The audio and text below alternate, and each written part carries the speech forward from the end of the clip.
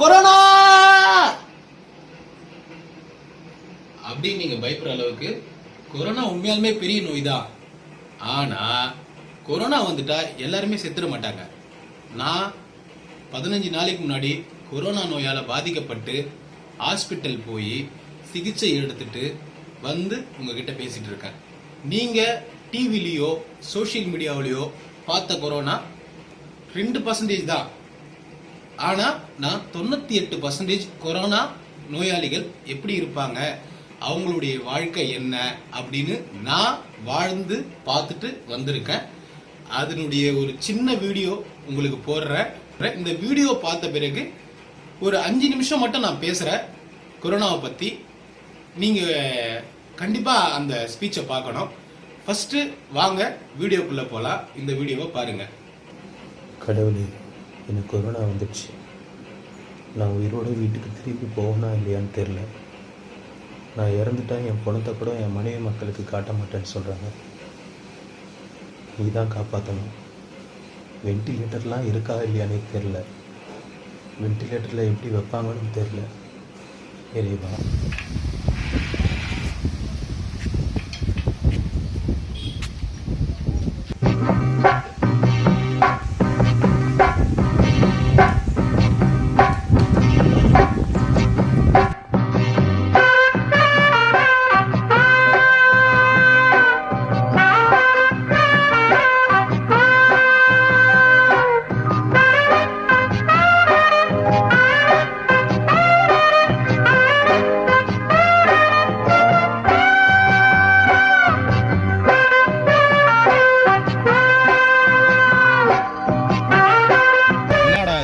Corona வார்டுனாங்க. இங்கே என்னன்னா அவங்கவுங்க 100 நாள் வேலைக்கு அந்த மாதிரி தனித்தனியாக உட்காந்துக்கிறாங்க. ஒரு பக்கம் கிரிக்கெட் விளையாண்டுக்கிறாங்க, ஒரு பக்கம் ஷட்டில் கார்க் விளையாண்டுக்கிறாங்க. என்னடா நடக்குதுங்க? வெண்டிலேட்டர்லாம் சொன்னாங்களே, ஒரு வேளை உள் ரூமில் வச்சுருப்பாங்களோ? நான் கொரோனா பேஷண்ட்டு கொஞ்சம் தூரமாகவே இருக்குண்ணா. நாங்களாம் என்ன பேஷண்ட் இருக்கு? நானும் கொரோனா பேஷண்ட் தான். வா உள்ளவா. எது நீங்கள் கொரோனா பேஷண்ட்டா? ஆமாம் உள்ளவா.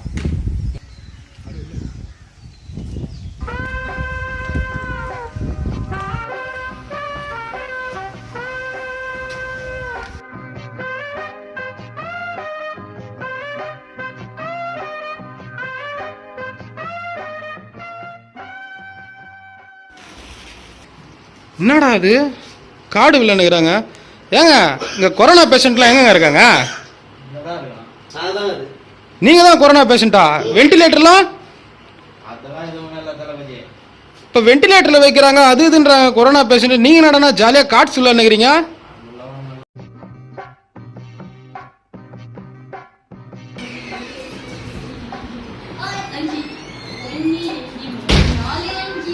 டேய், கொரோனா பேஷண்ட்னாங்க, என்னடா தாயம் விளையாண்டுக்கிறீங்க? என்னது கொரோனா பேஷண்ட்டா? டேய், உங்களுக்கு வெண்டிலேட்டர் அது இதெல்லாம் அதெல்லாம் இல்லையா? உங்களுக்கு உடம்புலாம் என்ன பண்ணுது? ஜாலியாக இருக்குதா? அப்புறம் ஏன்டா இங்கே வந்தீங்க?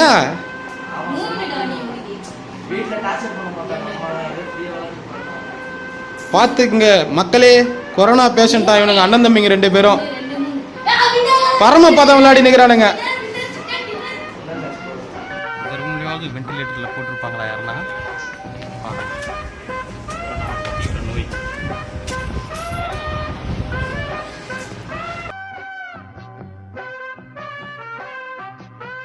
சார், நீங்களாம் கொரோனா பேஷண்ட் தானே? ஜாலியாக தாயம் விளையாண்டுக்கிறீங்க.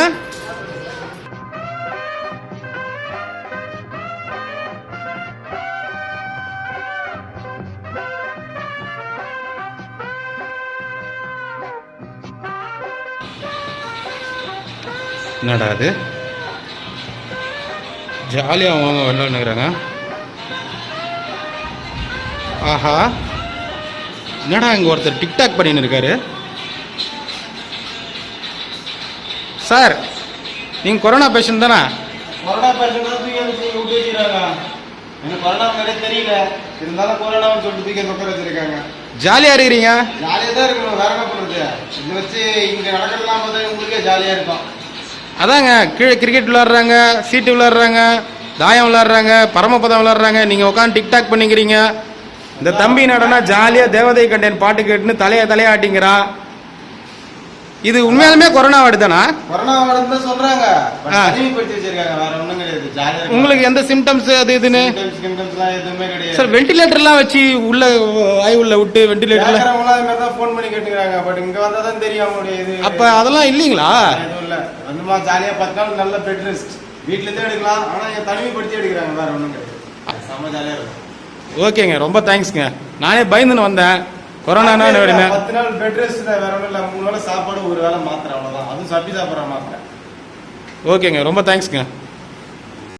ஏங்க, நான் நியூவாக வந்து கொரோனா பேசிட்டு என் பெட்டுலாம் எங்க இருக்கு? இதானா பெட்டு? நம்ம இதான் இருக்குமா? ஆமா, அவ்வளோதானா? இதான் 10 நாள் இங்கே தான் நீங்கள் டேரா. அப்போ நானும் போய் கொரோனாக்கு ட்ரீட்மெண்ட் எடுத்துட்டு வரேன்.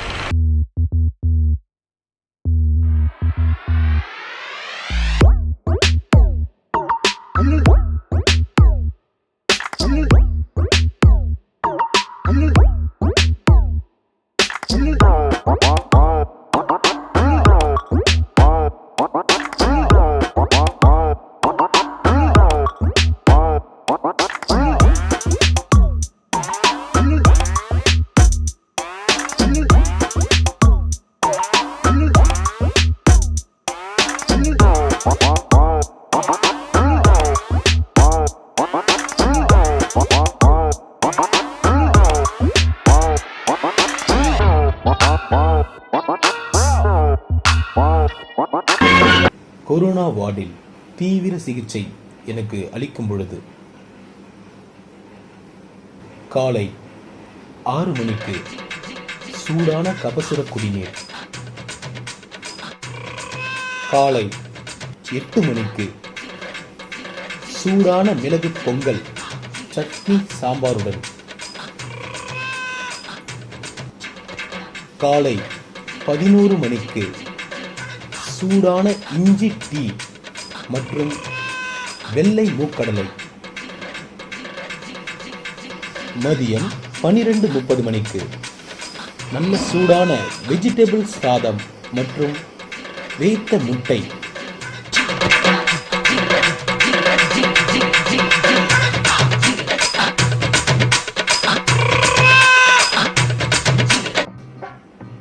உணவு நேரம் போக மீதி நேரத்தில் மன அழுத்தத்தை போக்குவதற்காக நாங்கள் அனைவரும் சிறு சிறு விளையாட்டுகளை விளையாண்டு ஒருத்தருக்கு ஒருத்தர் ஆறுதலாக இருந்தோம் மற்றும் மகிழ்ந்தோம்.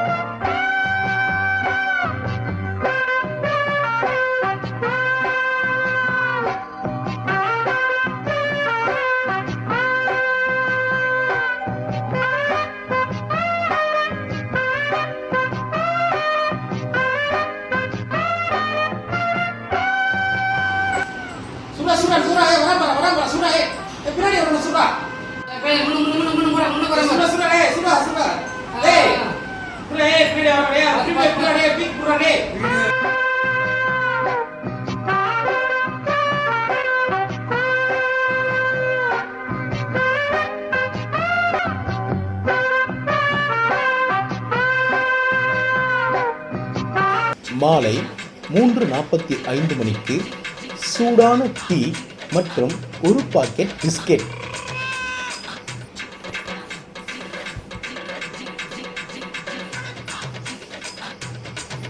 இரவு 8 மணிக்கு சூடான தோசைகள் 4 மற்றும் சட்னி சாம்பார். மறுநாள் மதியம் சாப்பாடு, அப்பளம், ரசம், முருங்கைக்கீரை பொரியல், கூட்டு, சாம்பார்.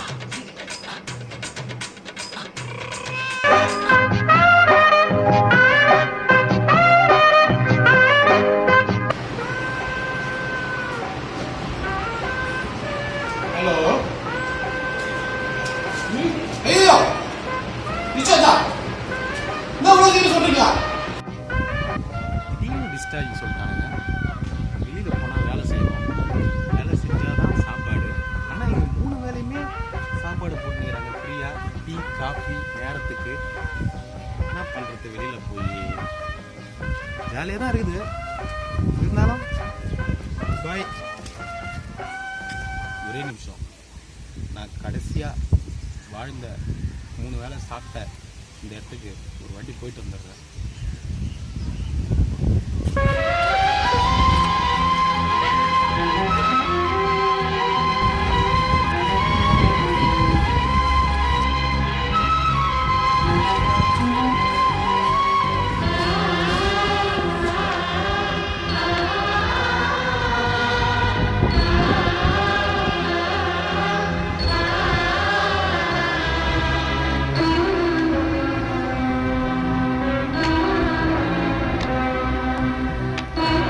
என்னங்க வீடியோ பாத்தீங்களா? இதுதான் உண்மை. நீங்க கொரோனா நோயை பத்தி டிவில சோசியல் மீடியாவெல்லாம் வந்து 2% பேர் இறக்குறத பார்த்துட்டு ரொம்ப பீதியாகி பயந்து போயிடுறீங்க. உண்மையாலுமே 98% கொரோனா பேஷண்ட் எல்லாருமே ஃப்ரீயா தான் இருக்கும், ஃப்ரீயா தான் இருந்தாங்க, ஃப்ரீயா தான் இருக்கிறாங்க. அங்க மொபைல் யூஸ் பண்ணலாம், லேப்டாப் யூஸ் பண்ணலாம், ஒர்க் ஃப்ரம் ஹோம், உங்க வீட்டு சாப்பாடு உங்களை தேடி எடுத்துட்டு வந்து கேட்ல கொடுத்தா அவங்க எடுத்துட்டு வந்து கொடுப்பாங்க. அதே மாதிரி நீங்க எப்படி ஃப்ரீயா இருக்கணும்னு நினைக்கிறீங்களோ அப்படி ஃப்ரீயா இருக்கலாம். ஸோ கொரோனா நோய்னா நீங்க எல்லாருமே வென்டிலேட்டர் போட்டு ஐசோலேஷன் வார்டில் வச்சு வென்டிலேட்டர் போட்டு மூச்சு விடுறது ரொம்ப இதுவா இருக்கும் அப்படின்லாம் நினைச்சிட்டு இருக்காதீங்க. 98% நபர்களுக்கு கொரோனா நோய் அவங்க உடம்புல இருந்தாலும் அவங்களுக்கு எந்த சிம்டம்ஸும் இருக்காது. 15 நாள் அவங்களை தனிமைப்படுத்தி அவங்களுக்கு உண்டான சாப்பாடு, சத்தான மாத்திரைகள் கொடுத்தாலே அவங்க ஈஸியா குணமாயி வந்துருவாங்க.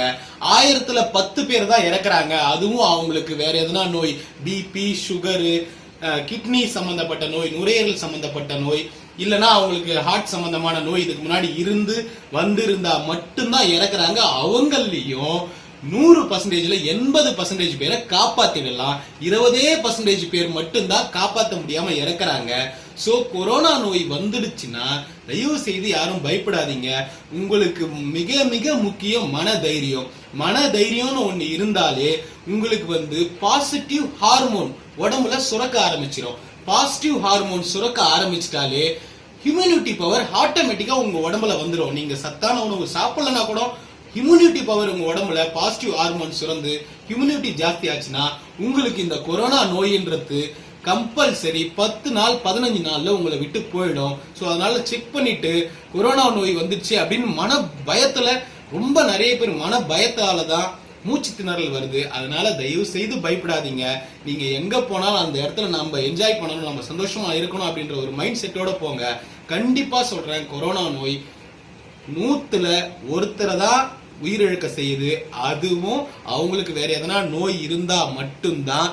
சில பேர் பயந்து பயந்து பயந்து பயந்து அவங்களுக்கு மனப்பதட்டம் உருவாகி அந்த மனப்பதட்டம் தான் மூச்சு திணறலா ஆகுதே தவிர மனதைரியத்தோட இருக்கிற நான் பார்த்திருக்கிற 70, 80 வயசு 90 வயசு பெரியவங்க எல்லாருமே தைரியமா 15 நாள் ட்ரீட்மெண்ட் எடுத்துட்டு என் கூட டிஸ்சார்ஜ் ஆயிருக்காங்க. அதே மாதிரி பிபி சுகர் இருக்கிறவங்க எல்லாரும் கூட, பிபி சுகர் இந்த மாதிரி இருக்கிறவங்க கூட, அதனால நோய் இருக்கிறவங்க யாரும் பயப்பட தேவையில்ல. 100ல் 80% பேரை காப்பாத்திடலாம். அந்த 20% பேர் மட்டும்தான் சில பேரை காப்பாற்ற முடியாது. ஸோ தயவு செய்து கொரோனான்னு ஒரு இதுக்கு பயப்படாதீங்க.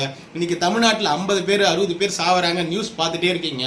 அது வந்து ஆஸ் யூஷுவல் தமிழ்நாடு இல்லை, இந்தியாவில், உலகத்தில் எல்லா இடத்துலையுமே எல்லா ஹாஸ்பிட்டல்லையுமே ஏதாவது ஒரு நோய், கொரோனா இல்லாத சமயத்தில் கூட வேற ஏதாவது ஒரு நோய் வந்தால் குறைஞ்சபட்சம் தமிழ்நாட்டில் 50லேருந்து 100 பேர் டெய்லியும் செத்துட்டு தான் இருக்காங்க. கொரோனாவாலன்னு இல்லை, அது வந்து கொரோனான்ற ஒரு விஷயத்தால உங்களுக்கு அதை நீங்கள் மேட்ச் பண்ணிக்கிறதால அது பயம் அதிகமாக வருது.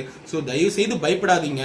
கொரோனா ஒரு மிகப்பெரிய கொடிய நோய் தான். ஆனால் பாசிட்டிவான எண்ணங்கள், பாசிட்டிவான சிந்தனைகள், இம்யூனிட்டி இருக்கிறவங்க யாருமே கொரோனா நோயை பற்றி பயப்பட தேவையில்ல. உங்களுக்கு கொரோனா பயம் இருந்துச்சுன்னா தைரியமா போய் செக் பண்ணுங்க. ஏன்னா நீங்க செக் பண்ணாதான் உங்க சுற்றி இருக்கிறவங்க, குழந்தைங்க, வயசான பெரியவங்க, நோய் வாய்ப்பட்டவங்க, அவங்களுக்கு இந்த கொரோனா நோய் பரவாம நீங்க பாத்துக்கலாம். அதனால செக் பண்றதுக்கு பயப்படாதீங்க. இன்னொரு விஷயம், செக் பண்றதுக்கு நிறைய பேர் ஏன் வர மாட்டாங்கன்னா இங்க இருக்கிற சூழல். அதாவது நான் ஒரு கொரோனா பேஷண்ட், நானா வாண்டடா போய், அதாவது ஆக்சுவலா நான் எனக்கு ஒரு வாரத்துக்கு முன்னாடி ஜுரம் இருந்துச்சு அப்படின்னு சொல்லிட்டு நம்ம போய் தனியார் இதுல இன்ஜெக்ஷன் பண்ணேன். ஆனா ஜுரம் சரியாயிடுச்சு. பயந்து போய் ஜுரம் சரியாயிடுச்சு, நமக்கு ஜுரம் வந்திருக்கேன், நமக்கு எதனா சிம்டம் கொரோனா இருக்குமோ அப்படின்ற ஒரு பயத்துல போய் நான் ஜிஹெச்ல செக் பண்ணேன். நானா வாண்டடா போய் ஆரோக்கியமா இருக்கும்போது செக் பண்ணேன். செக் பண்ணும்போது மறுநாள் காலையில எனக்கு முனிசிபாலிட்டியிலேருந்து கால் பண்ணாங்க, சுகாதாரத்துறையிலேருந்து கால் பண்ணாங்க, கலெக்டரேட்லேருந்து கால் பண்ணாங்க, இங்கே இருக்கிற நர்ஸுங்க கால் பண்ணாங்க, உங்களுக்கு கொரோனா பாசிட்டிவ் வந்திருக்குப்பா அப்படின்னு சொன்னாங்க. அவங்க சொன்னோடனே நான் என்ன சொன்னேன், நீங்கள் எந்த ஹாஸ்பிட்டல் வர சொல்கிறீங்களோ அந்த ஹாஸ்பிட்டல் நான் வரேன். ஏன்னா நான் இப்போ வாடகை வீட்டில் இருக்கேன், இந்த தெருவில் என்னை அசிங்கப்படுத்தாதீங்க, நானே வரேன், எல்லாருமே கொரோனா பயப்படுறாங்கன்னு நான் சொல்லும் போது அவங்க என்ன சொன்னாங்க, சரி வாங்க அப்படின்னாங்க. ஆனால் இங்கே இருக்கிற முனிசிபாலிட்டியில் இருக்கிறவங்க என்ன பண்ணாங்கன்னா, ஐயோ நீங்கள் வீட்டிலே இருங்க, நீங்கள் வெளியில் போகாதீங்க அப்படின்னு அந்த நோயை பெருசாக காமிச்சு இங்கே வந்து அது இதெல்லாம் கிருமி நாசினிலாம் போட்டு இது பண்ணி பேரிகார்டு போட்டு தெருவில் இருக்கிற மொத்த பேரும் பார்க்குற மாதிரி எல்லாரும் பார்த்து அப்படியே நம்மளை இது பண்ணுற மாதிரி அந்த அளவுக்கு நம்மளை அசிங்கப்படுத்தி ஆம்புலன்ஸ் வர வச்சு வேகமாக எங்களை வந்து அப்படியே என்னவோ என்ன அப்படி இட்டுன்னு போய் ஹாஸ்பிட்டலில் ஆம்புலன்ஸ்ல ஏத்துற வரைக்கும் இவங்க பண்ணதை பார்த்தா எனக்கே ஐயோ நமக்கு எதனா ஆயிடுமோ, நமக்கு அப்படி இருக்குமோ இப்படி இருக்குமோ அப்படின்னு நான் பயந்துட்டு இருந்தேன். ஆனா ஒரு விஷயம் தெளிவா சொல்றேன், புரிஞ்சுக்கங்க. இங்க இருந்து நம்ம ஆம்புலன்ஸ்ல போற வரைக்கும் தான் இவங்க கொரோனா நோயை அவ்வளோ பெருசா எக்ஸெக்ட் பண்றாங்க. இங்க இருந்து நம்ம ஆம்புலன்ஸ்ல ஹாஸ்பிட்டல் போயிட்டோம்னா அங்க போய் நான் ஒரு 2 மணி நேரம் சும்மாவே போய் உட்காந்துருந்தேன். என்னடா இது நம்மள அப்படிலாம் கூட்டிட்டு வந்தாங்க, இப்படிலாம் கூட்டிட்டு வந்தாங்க, கொரோனா நோயின்னாங்க. என்னடா இங்க வந்தா நம்ம டாக்டர் வரல, யாருக்கு டாக்டரே வரல, ஃபோன் பண்ணி தான் கேட்டாரு, உங்களுக்கு வேற எதனா நோய் இருக்குதுங்களா, உங்களுக்கு வேற எதனா இருக்குதுங்களா, வேற எதனா சிம்டம் இருக்குங்களான்னு கேட்டாரு. எதுவும் இல்லை சார்னு சொன்னேன். 2 மணி நேரம் 3 மணி நேரம் கழிச்சு தான் ஒரு நர்ஸும் 2 நர்ஸும் வந்தாங்க, இசிஜி எடுத்தாங்க, பிளட் எடுத்தாங்க, யூரின் எடுத்தாங்க, நமக்கு வேற எதனா நோய் இருக்கான்னு செக் பண்ணாங்க. அப்புறம் நமக்கு வேற எந்த நோயும் இல்லைன்ன உடனே அவங்க என்ன பண்ணிட்டாங்க, ஃப்ரீயா விட்டுட்டாங்க. ஒரே ஒரு வேளை டேப்லெட் கொடுப்பாங்க, 3 வேளை சாப்பாடு போடுவாங்க, நல்லா சாப்பிட்டு 15 நாள் இருந்துட்டு வரலாம். தயவு செய்து முனிசிபாலிட்டிக்காரங்களோ இல்ல வெளியில இருக்கிற கிராமத்து மக்கள் மணியக்காரோ கொரோனா நோய் வந்துட்டா அவங்கள போட்டு ரொம்ப அசிங்கப்படுத்தி அவமானப்படுத்தி நீங்க இட்டுன்னு வந்து விடுற வரைக்கும் நீங்க அப்படியே உங்களை நீங்க பெருசா காமிச்சுக்கிறீங்க. ஆனா ஒன்னே ஒன்று சொல்லிட்டோமா, கொரோனா நோய் இருக்கிறவங்க மனதைரியத்தோட இருந்தாதான் அந்த நோயிலிருந்து வெளில வர முடியும். நீங்க பயமுறுத்தி அவங்கள மனதைரியத்தை குறைச்சிடுறீங்க. அவங்க வீட்டுக்கு அவங்க ஹாஸ்பிட்டல் போன உடனே சில பேர் மனதைரியம் இல்லாம பயந்து போய் அசிங்கப்பட்டுட்டுமே அவமானப்பட்டுட்டுமே நொந்து போய் எவ்வளோ பேர் மன அளவுல வந்து கஷ்டப்படுறாங்கன்னு எங்களுக்கு தான் தெரியும். தயவு செய்து உங்களுக்கு ஒரு கொரோனா பேஷண்ட் யாருன்னா உங்களுக்கு தெரிஞ்சா அவங்கள மறைமுகமா கூட்டிட்டு போறதுக்கு பாருங்க. அவங்கள ஹாஸ்பிட்டல் நீங்க கூட்டிட்டு போய் குவாரண்டைன் பண்ணதுக்கு அப்புறம் கூட அவங்க வீட்டுல வந்து கிருமி நாசினி தெளிங்க போங்க. அவங்க நானே வாண்டடா வரேன், இல்ல நீங்க வெளியில எங்கன்னா ஆம்புலன்ஸ் இருந்துச்சு நீ நிறுத்துங்க, நானே வாண்டடா வரேன்னு அவங்க சொல்லும் போது தயவு செய்து அவங்க சொல்றதையும் கொஞ்சம் கேளுங்க. இருக்கிறவங்கள ரொம்ப அசிங்கப்படுத்தி அவமானப்படுத்த வச்சுதான் யாருமே கொரோனாவுக்கு போய் செக் பண்ண கூட பயப்படுறாங்க. ஏன்னா கொரோனா நோய் வர்றது கூட 2வது பட்சம். ஆனா நீங்க பண்ற பயமுறுத்துறது ரொம்ப ரொம்ப மோசம், ரொம்ப ஒஸ்டா பண்றீங்க. ஒரு பேஷண்ட்டை ரொம்ப என்னென்னவோ பண்ணி நீங்க போறீங்க, அங்க போனா அது கொரோனாவே வேற. ஸோ கொஞ்சம் நீங்களும் மக்கள் மேல கொஞ்சம் ஒரு கரிசனம் காட்டுங்க. எல்லாரையும் அப்படியே என்னவோ நீங்க உங்க விளம்பரத்துக்காக அப்படியே ப்ளீச்சிங் பவுடர் தெளிச்சு அப்படி கிருமி நாசினி பண்ணி பேரிகார்டு போட்டு ஆம்புலன்ஸ்ல வேத்தி அப்படி எடுத்துன்னு போய் விட்டாதான் நீங்க பேர் வாங்க முடியும்னு சொல்லிட்டு எங்க பேரை கெடுக்காதீங்க, ஓப்பனா சொல்றேன். அதே மாதிரி இந்த கொரோனா நோய் காலத்துல யார் ரொம்ப நல்லவங்க யார் ரொம்ப கெட்டவங்க அப்படின்னு இந்த 15 நாள் நீங்க ரொம்ப ஈஸியா தெரிஞ்சுக்கலாம். உங்க கூட பழகினவங்க, உங்க ரிலேஷன்ஸ், இவங்க எல்லாரையுமே நீங்க ரொம்ப ஈஸியா இவங்க யார் எப்படிப்பட்டவங்கன்னு இந்த 15 நாள்ல நீங்க தெரிஞ்சுக்கலாம். உண்மையாலுமே கொரோனா நோய் ரொம்ப சீரியஸ் ஆயிடுச்சுன்னா, நம்ம இறந்துட்டோம்னா நம்ம பணத்தை கூட நம்ம சொந்தக்காரங்களுக்கு காமிக்க மாட்டாங்கன்றது எல்லாருக்குமே தெரியும். இந்த அளவுக்கு ஒரு பெரிய நோய் வந்த பிறகு சில சொந்தக்காரங்க என்னன்னு கூட இது வரைக்கும் நம்மள கண்டுக்கல. ஆனா உண்மையாலுமே மிகப்பெரிய நன்றி சொல்ல வேண்டியது என்னுடைய அப்பா வந்து எனக்கு வெளியில மனதளவுல தைரியம் சொன்னா கூட உள்ளுக்குள்ள ரொம்ப பயந்துட்டு இருந்தாரு. 1 மணி நேரத்துக்கு ஒரு வாட்டி எனக்கு கால் பண்ணுவார். இந்த 15 நாளும் எனக்கு என்ன வேணும் உனக்கு என்ன வேணும் தேடி எடுத்துட்டு வந்து எனக்கு சாப்பாடெல்லாம் கொடுத்துருக்காரு. ரொம்ப கஷ்டப்பட்டிருக்காரு, நிறைய நாள் தூங்காம இருந்திருக்காரு. அதே மாதிரி எங்க அம்மா எனக்கு செலவுத்தூள் குழம்புல இருந்து கருவாட்டு குழம்பு, நாட்டுக்கோழி குழம்பு, இந்த மாதிரி நமக்கு என்ன தேவையோ எது தேவையோ அதை செஞ்சு கொடுத்து ரொம்ப மனசால வருத்தப்பட்டு ரொம்ப கஷ்டப்பட்டாங்க. அவங்களுக்கு ரொம்ப நன்றி சொல்லிக்கிறேன். அதே மாதிரி என்னுடைய பொண்டாட்டி ரொம்ப மனதைரியமா என்னுடைய குழந்தைங்களை 15 நாள் எனக்கு கொரோனா என்னை பார்க்க முடியாதுன்னு தெரிஞ்சும் 15 நாள் வீட்டுக்குள்ளேயே இருந்து என்னுடைய குழந்தைங்களுக்கு தைரியம் சொல்லி எனக்கும் தைரியம் சொல்லி அவளும் தைரியமா இருந்தா. அவளுக்கும் ரொம்ப நன்றியை மனப்பூர்வமா சொல்லிக்கிறேன். உண்மையாலுமே ஆரோக்கியமா இருக்கிற கொரோனா நோய் என் உடம்புல இருந்து சுத்தமா போயிடுச்சு, சுத்தமா அழிஞ்சிடுச்சு. இதுக்கு மேல எனக்கு அந்த நோய் வராது அப்படின்னு சொல்லி தான் அனுப்பியிருக்காங்க. இதுக்கு மேல இம்யூனிட்டி பவர் ஜாஸ்தி ஆயிடுச்சு, உங்களுக்கு இந்த நோய் வரதுக்கு வாய்ப்பு இல்லைன்னு. நல்லபடியா அண்ணாமலையார் புண்ணியத்துல, அருணாச்சலம் புண்ணியத்துல, எங்க அம்மா புண்ணியத்துல ஆரோக்கியமா திரும்பி வந்துட்டேன். குலதெய்வம் புண்ணியத்துல ஆரோக்கியமா திரும்பி வந்துட்டேன். கொரோனா நோயின்றது பயந்து ரொம்ப மனப்பதட்டத்தோடு இருக்கிறவங்க, வேற எதனா நோய் இருக்கிறவங்களுக்கு தான் பெரிய பிரச்சனை. ஸோ அதனால மற்றவங்களுக்கு பிரச்சனை இல்லை. ஈஸியாக நீங்கள் போய் 15 நாள் உங்களை குவாரண்டைன் பண்ணிட்டு வெளியில வந்துடலாம். தயவுசெய்து உங்களுக்கு எதனா பிரச்சனைனா போய் செக் பண்ணுங்க. செக் பண்ணாதவங்க உங்க வீட்டிலேயே உங்களை 15 நாள் தனிமைப்படுத்திங்க. கபசுர குடிநீர் குடிங்க, விட்டமின் டேப்லெட் சாப்பிடுங்க, நல்ல ஆரோக்கியமான சத்தான உணவுகளை சாப்பிடுங்க, மாஸ்க் போடுங்க வெளியில போகும்போது. வெளியில போயிட்டு வந்தா கண்டிப்பா கை கழுவுங்க, நல்லா கை கால் கழுவிட்டு உள்ள வாங்க. கண்டிப்பா அந்த நோய் வரதுக்கு வாய்ப்பே இல்லை. தினமும் மஞ்சத்தூள் போட்டு பால் குடிங்க. தினமும் மஞ்சத்தூள் காலையில மதியம் போட்டு ஆன்டிபயோட்டிக் போட்டு பால் குடிங்க, உப்பு போட்டு வாய் கொப்பளிங்க. இது எல்லாமே நீங்க பண்ணீங்கனாலே போதும். 100% கொரோனா நோய் வராது. கொரோனா நோய் வந்தாலும் உங்களை நீங்க காப்பாத்திக்கலாம். ரொம்ப நன்றி அனைவருக்கும்.